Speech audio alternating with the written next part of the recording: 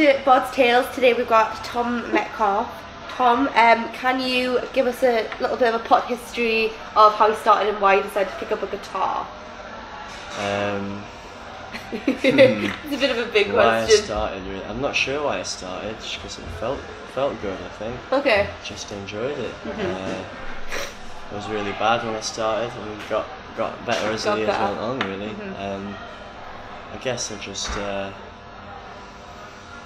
Who gave you your first guitar, or did you get it yourself? Yeah, it was when I was younger, yeah. I was about 13, I got an electric guitar. Electric guitar, It was a choice between the football team and the electric guitar, so... Yeah, about 13 I chose the football team. I didn't pick it up again until I was about maybe 16, 17. Right, okay. So I was literally learning from scratch. I didn't do anything. Oh, so you're self-taught? Well, that's a good question. I've had lots of really good teachers over the years and guides. Yeah, but I would say I'm my own teacher, I guess. Yeah. Okay. I like to hybridise things, you know. Take a little bit from everywhere, yeah. Yeah. Okay. That's what I do now, mostly teaching guitar. Are you a guitar teacher? Yeah. Alright, okay, whereabouts do you teach? I teach here in Manchester. I'm in my hometown in Preston, in a community centre called the Beautiful Planet. Is the playing a hobby, or is it? No, it's full time. Yeah. Full time, okay. Yeah, so I do gigs and you know, do restaurant work like classical guitar, and also do singer-songwriter stuff, and play electric guitar in a reggae band called Jamaica. Oh, brilliant. It's like Jamaica with a Z. Reggae band, Jamaica reggae band. And then a little bit of everything, bit of session work, loads of teaching. Just anything and everything that I can get my hands on. Really lucky. Are you more drawn to the acoustic or the electric? Good question, really. Well, this is a classical guitar, Spanish, and classical hybrid. Okay. So it's a little bit different again to an acoustic. Yeah. But yeah, I think the resonance from an acoustic guitar just gets me a little bit more. You know, you can really feel it. But obviously, you get an electric guitar through an amplifier, massive band behind you, full PA system. There's a bit of resonance. Not bad, is it? A little bit of resonance there as well, you know. So. Quite interesting. Yeah.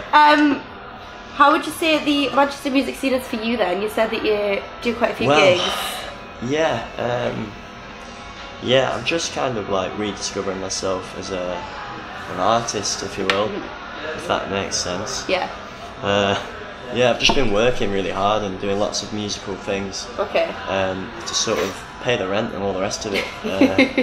So I've done all that, and I've just moved back to Manchester. I'm going to do a master's degree in performance in September. Okay, so I'm really excited for that. And I'm just kind of rediscovering myself, and you know, when I've got nothing on, I'll go out and find an open mic or something, or a gig to watch, or something. It's great to be in Manchester for something that always rolls around music. Yeah, definitely, all the time. Yeah, it's pretty much all I do. I'm a bit of a sado, really.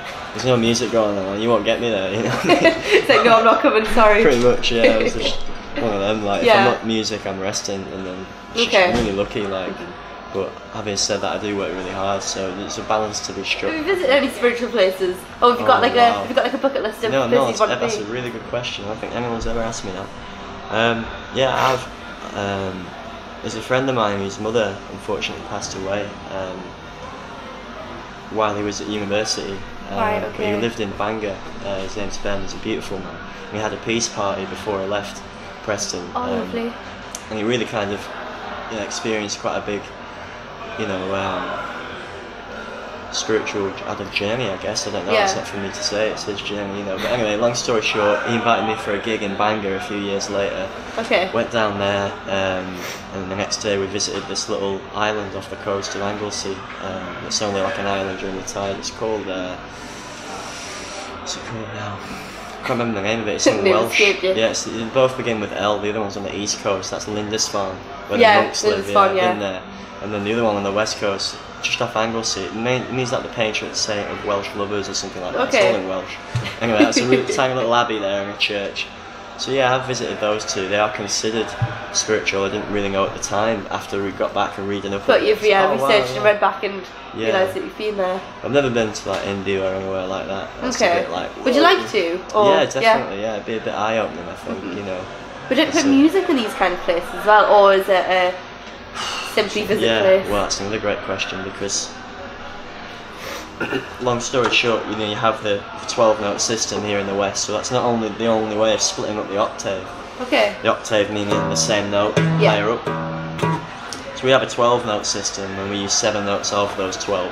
So we've been gradually evolving from pentatonic 5-note systems through to medieval 6-note melodies.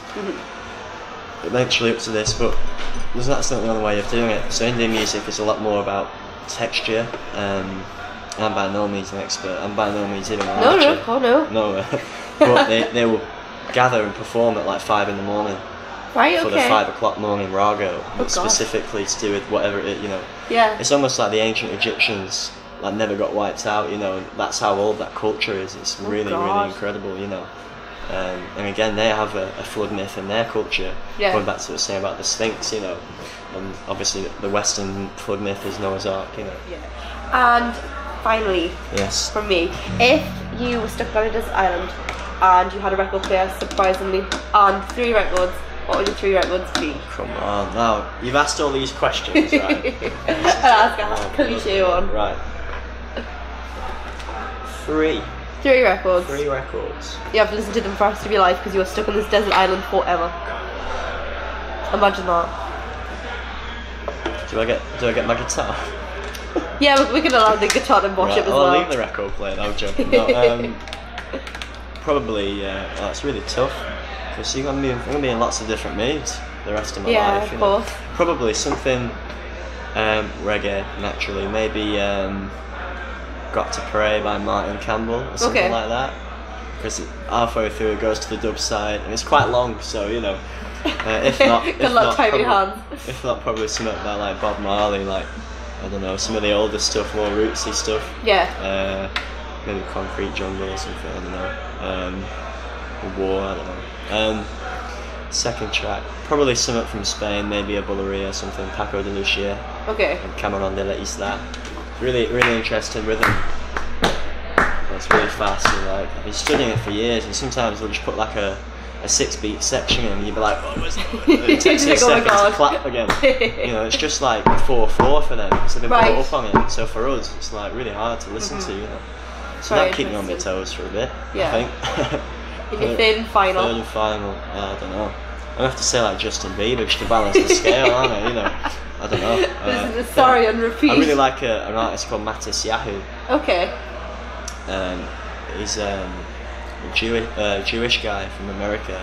So brought up just a secular Jew, just as a Jewish family kind of thing, but not necessarily religious. And then through reggae music, he sort of noticed all these quotes from the Old Testament. Because the Rastafarians and the connection with Ethiopia, and Ethiopia being the source of the Nile, and they say the lost Ark of the Covenant is still in Ethiopia, in a city called Axum, and all this mad stuff. So that's all connected to Jerusalem, of course. And there's a pre-Talmudic form of Judaism still being practiced in Ethiopia. Okay.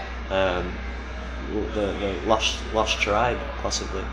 It's really interesting. So all this stuff is like all linked up together. There's a really nice Mattis Yahoo song called Jerusalem. Okay. And it's just about him not forgetting his kind of spiritual roots, you know. So obviously I'm not Jewish. It doesn't, the word Jerusalem doesn't affect me that way, but it would be a different word for me, so I can still appreciate that. Yeah. So I'd probably maybe take that one, or maybe one called One Day. That's a beautiful song. Okay. There's also a great one called King Without a Crown. I may just set 3 Mattis Yahoo songs, to be honest. Rethink. I'll just take, Great. Well, thank you so much for speaking to me. No worries. Thank you. It's been a pleasure. Thank you. Thanks, Adam.